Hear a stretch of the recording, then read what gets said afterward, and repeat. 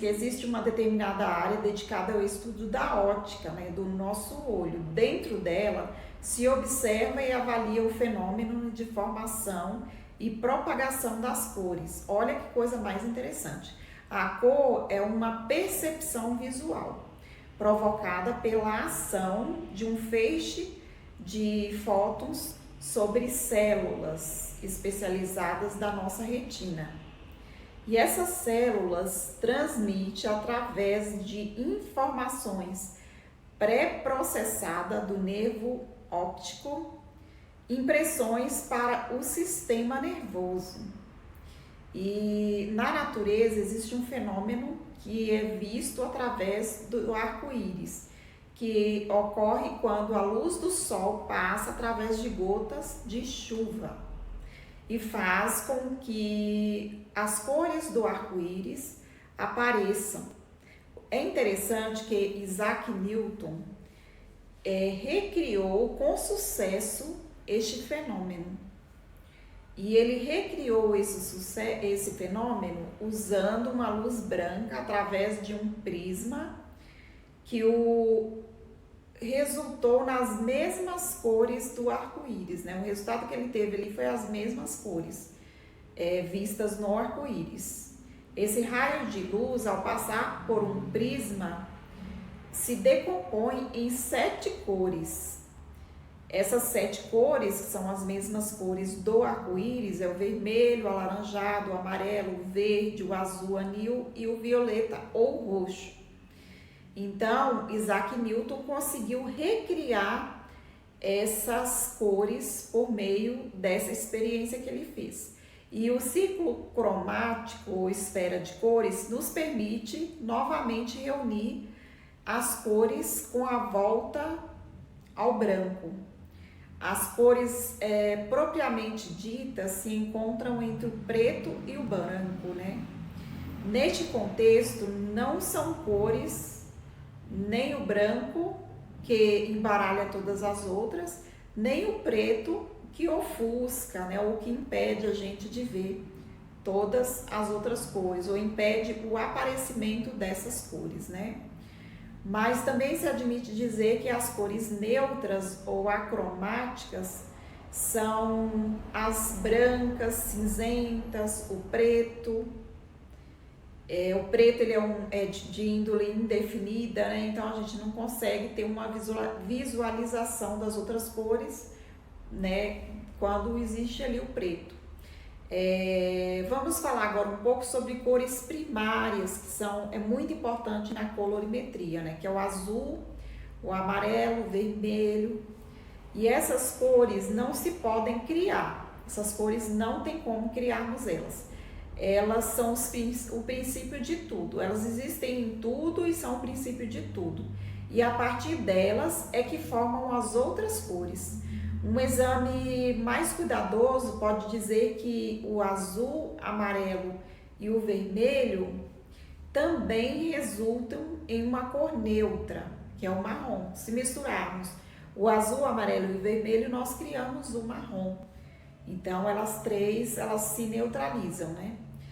E essas cores primárias ou fundamentais, né, como nós chamamos, elas são muito importantes porque é por meio delas que nós criamos as cores secundárias, as cores terciárias, né? Pela combinação das cores primárias em partes iguais, por exemplo, é que se obtém outra cor que denominamos como cor secundária ou complementar. Por exemplo, a mistura do azul mais o vermelho, nós criamos o violeta, que é uma cor secundária.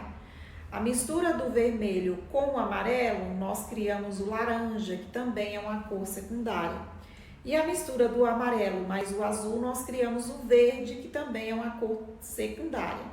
E aí, em seguida, vem as cores terciárias, que também são mistura de cores. A mistura de várias cores, nós criamos outras cores, né? E assim vai as cores, né, terciárias, e a gente vai criando várias outras cores, né? Agora vamos falar um pouquinho sobre cor do cabelo. Nenhum cabelo tem uma cor uniforme. pois em cada parte dos cabelos existem grupos de cores diferentes. Uma única fibra capilar pode conter 10 diferentes cores agrupadas, olha que interessante, dando ilusão de uma única cor. Outro fator importante é o tom das pontas de um cabelo. Normalmente não é igual ao tom próximo do couro cabeludo. Vocês podem observar todos os cabelos, independente da cor, a cor que está próxima ao couro cabeludo geralmente é mais escura. Então existe um pigmento presente nos fios que é responsável pela cor, chamado melanina. A melanina é um pigmento encontrado no córtex, que é a parte interna da haste capilar. Nós podemos também encontrá-la na medula, mas nunca na cutícula. Tipos de pigmentos em relação ao seu tamanho molecular, classificamos a pigmentos em granulosos ou difusos,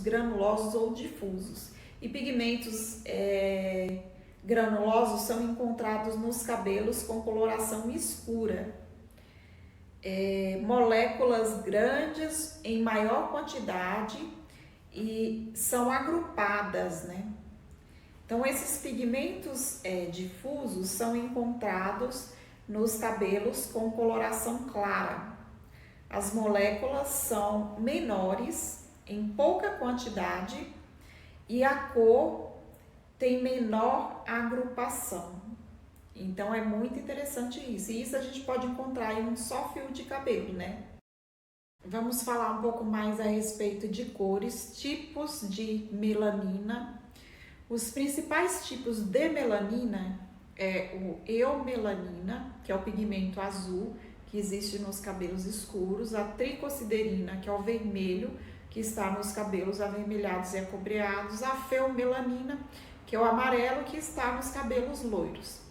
Existem também cores quentes e cores frias.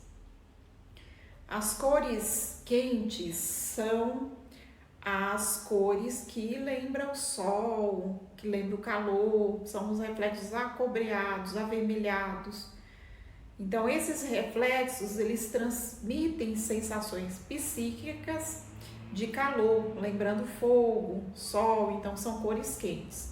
As cores frias são classificadas como cores frias, os reflexos acinzentados, irisados, esverdeados.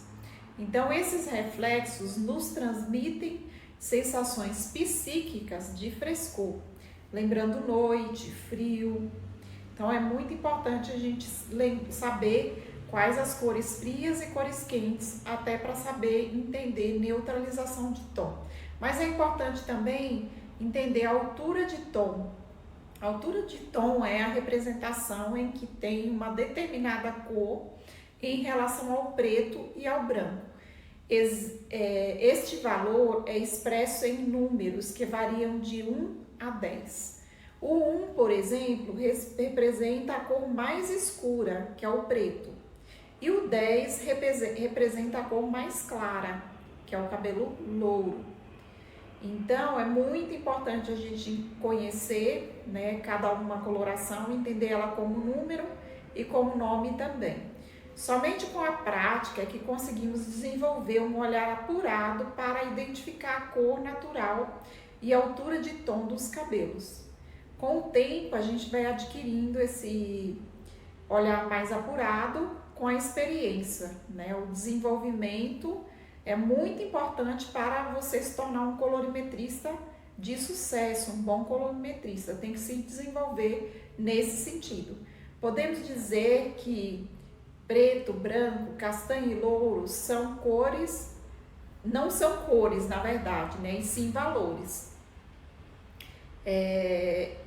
E é interessante porque são valores, porque são as cores que vai nos ajudar quando chegam os cabelos brancos e queremos fazer as coberturas de cores, né? E essa cor no branco, ela é perdida com o tempo devido àquelas células tronco ali que vão morrendo e nós vamos perdendo ali aquela pigmentação do cabelo. Aí os cabelos vão ficando brancos, né? Na verdade, é afetada a má formação mesmo ali, o desenvolvimento, né? E aí a gente começa a envelhecer e começa a perder o melanócito, né? Que é responsável pela cor do cabelo. Um estudo conclui que um determinado gene é responsável pela cor, somente esse gene é responsável pela cor dos nossos fios de cabelo. Esse gene ele nasce conosco e à medida que os anos vão se passando, ele vai ali se desativando, vai morrendo, né, junto com as células tronco que nós citamos logo agora há pouco, né? Assim os cabelos passam a nascer ou crescer sem cor, quando vai perdendo aí essa melanina. Daí os cabelos brancos precisam de uma atenção maior quando vai passar por um processo de coloração, porque é mais difícil de cobrir o cabelo branco, até porque ele é um cabelo impermeável. Então, para serem recobertos é preciso uma quantidade maior de tom base ou somente a base para fazer a cobertura ali do tom. O profissional, ao colorir um fio branco, tem que primariamente pensar no tom básico para depois pensar em nuances. Por exemplo, você não pode colocar um 7.7 só, você precisa colocar a base, que é o 7.0 junto. A regra para a cobertura de fios brancos é bem interessante, essas regras, né, que existem para essa cobertura total de fios brancos. Então, nós sabemos que a maioria dos produtos oferecidos no mercado consegue uma cobertura de 100% de fio branco hoje, sem deixar transparência. Hoje nós já temos muitas colorações cosméticas que cobrem 100% sem deixar transparência. Só que é muito importante você saber fazer uma boa aplicação para você ter um resultado uniforme. Embora os produtos sejam bons, né, dá uma cobertura 100%, mas ainda é um número desconsiderado de acordo com as inúmeras marcas de colorações que estão no mercado.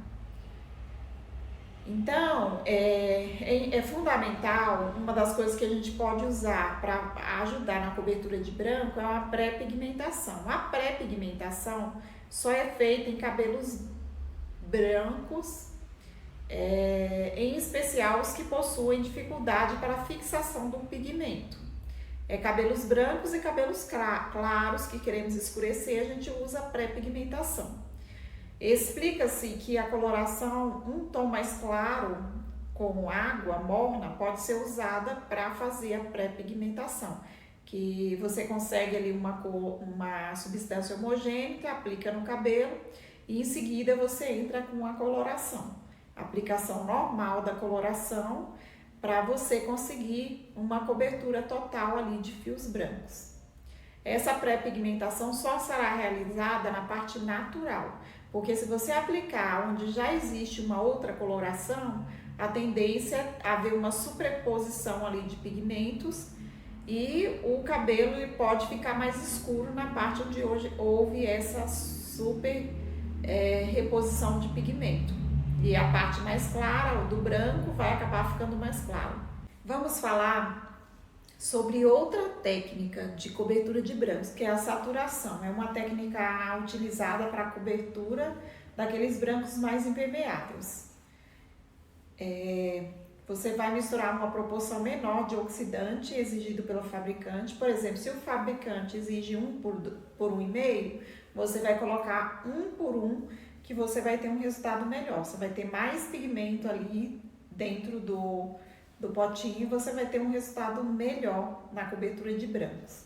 Existe também a repigmentação, que é uma técnica utilizada quando se deseja escurecer mais de 3 tons de cabelos claros. Você terá que retornar o fundo de clareamento dos fios para conseguir esse resultado. Aí sim você consegue realizar a cor escolhida. Essa técnica tem como finalidade obter cores uniformes sem riscos de distorções de tons. Aplica-se a coloração com o tom desejado, com água morna, prepara ali uma massa homogênea, aplica no cabelo, deixa agir por 10 minutos sem retirar a coloração, já aplica a coloração desejada em cima daquela coloração ali que você já aplicou. Deixa o tempo de pausa e o cabelo já está com os cabelos brancos 100% cobertos. Existem algumas colorações no mercado com reações químicas diferentes também. Hoje, as mais usadas no salão são as colorações permanentes, aquelas que duram mais no cabelo da cliente. Elas são formuladas com corantes oxidativos que penetram no córtex, depositando pigmento artificial e produzindo o clareamento da melanina natural do cabelo. Ele tem também um agente alcalino que é responsável pela ação de clareamento do cabelo. Ela tem um sistema de 2 componentes que necessitam de um catalisador como o peróxido de hidrogênio para fazer ali, para ativar na verdade os corantes ali da coloração usada. A mistura de um agente alcalino com peróxido de hidrogênio produz uma reação que permite um resultado bem melhor, permite corantes penetrarem no córtex e aumentam o tamanho do pigmento. E assim vai revelando ali aquela cor desejada no cabelo da cliente. Por isso que você não consegue visualizar a cor quando extrai a coloração ali do tubo. Quando você põe no potinho ali a coloração, você não consegue ver a cor ali. É por isso. E existem também as colorações semipermanentes. Há 2 tipos de colorações semipermanentes. Aquelas que usam corantes diretos, sem um revelador, e aquelas que necessitam de um revelador ou de um oxidante de baixa volumagem. Elas são formuladas com corantes diretos e moléculas de cor pré-reveladas. Significa que a cor já está presente sem necessidade do revelador. Esse tipo de coloração tem mais facilidade de haver um desbotamento. É importante lembrar disso, da nuance ali aplicada no cabelo da cliente. Isso é por causa dos corantes já pré-revelados e não tem o poder de clareamento por ser utilizado oxidante de baixa volumagem. Colorações temporárias também são umas colorações usadas. Essas colorações usam corantes não reativos que cobrem somente a superfície do fio do cabelo. Eles não são misturados com nada. E por isso, consequência disso, é que não tem nenhuma reação química acontecendo ali naquele cabelo. E não tem o poder de clareamento, a alteração dos pigmentos natural dos fios de cabelo. Às vezes, nesse caso, é necessário usar descoloração. Na descoloração, os pigmentos da melanina presente no córtex sofrem uma reação química oxidativa, deixando os cabelos mais claros e preparando o mesmo para receber uma coloração de nuance mais clara. A oxidação dos pigmentos se verifica unicamente por ação do oxigênio que desenvolve ali com a decomposição da água oxigenada em meio alcalino. Tem também a remoção de pigmentos que pode ajudar no efeito final da cor.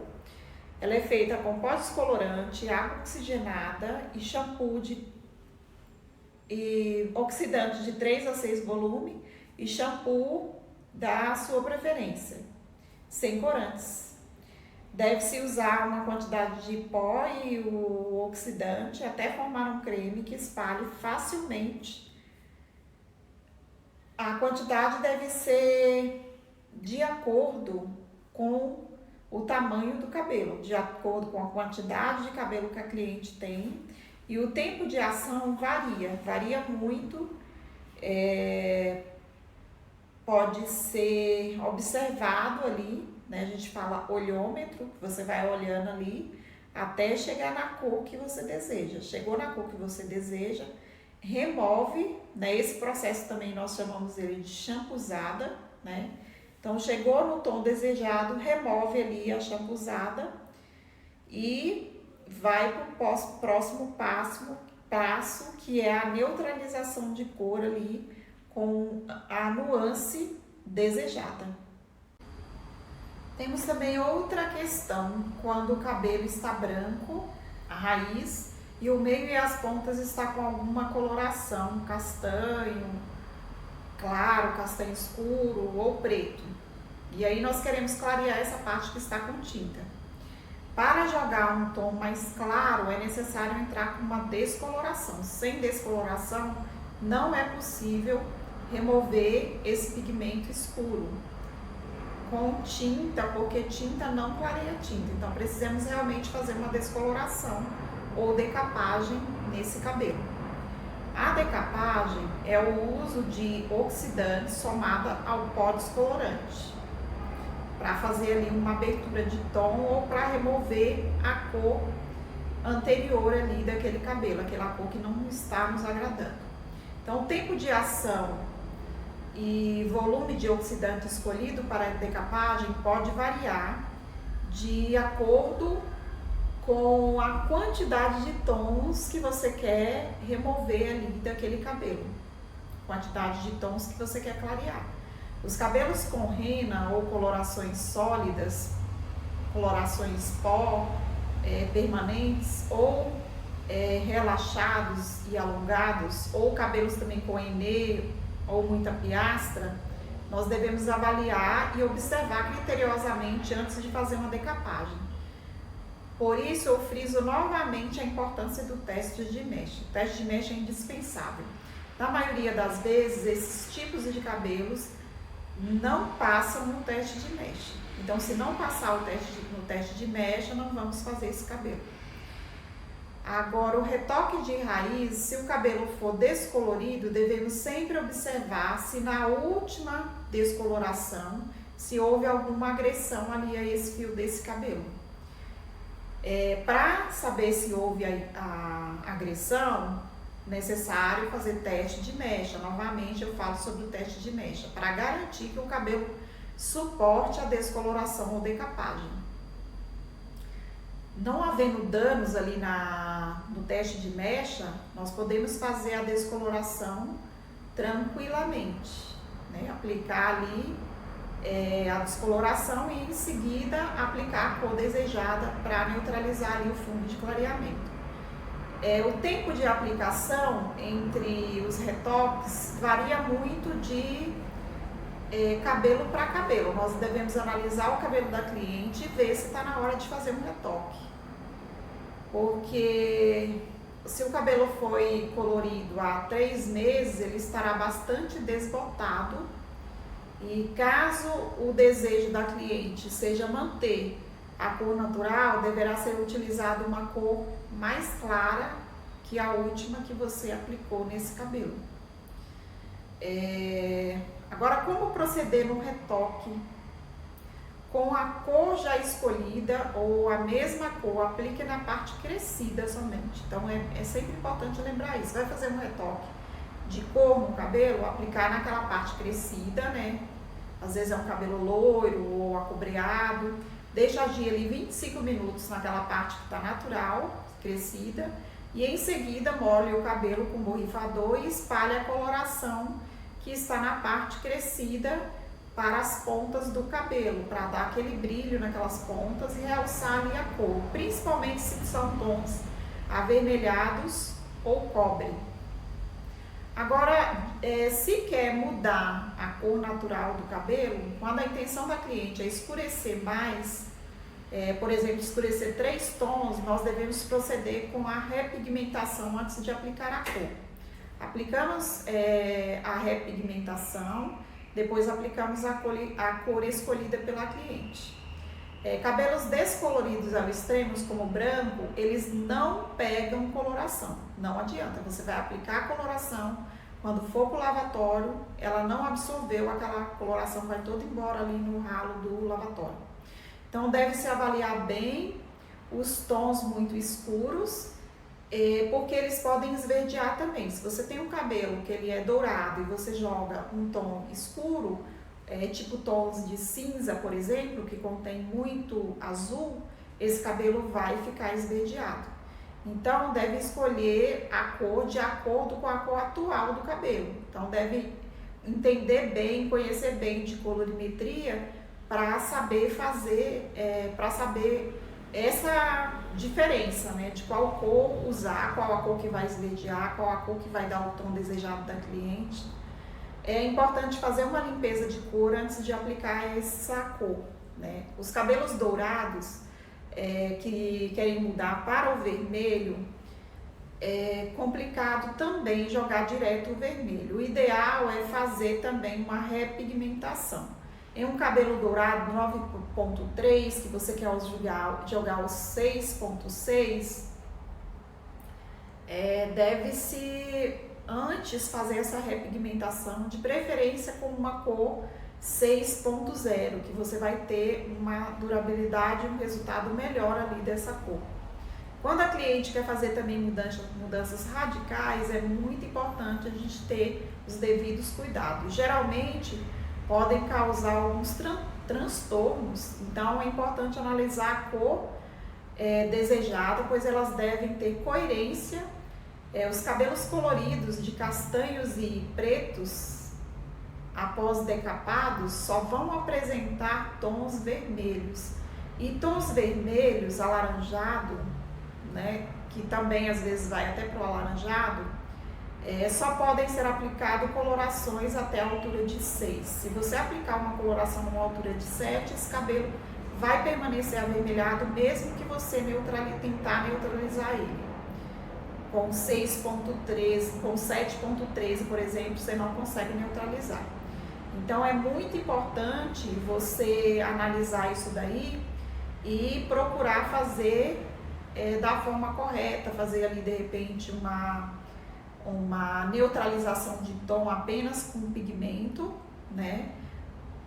Você pode usar o pigmento verde para fazer essa neutralização de tom no lavatório, né, se o cabelo está muito vermelho, e aí depois você entra com a cor base, né, que deve ser o 6.0, né, se tiver uma altura de 6, se for uma altura de 5, 5.0, porque se jogarmos em altura de tom diferente, a coloração, por exemplo, a altura de tom está 6, você jogou uma altura de 7, como eu já disse, você não vai ter uma neutralização de tom.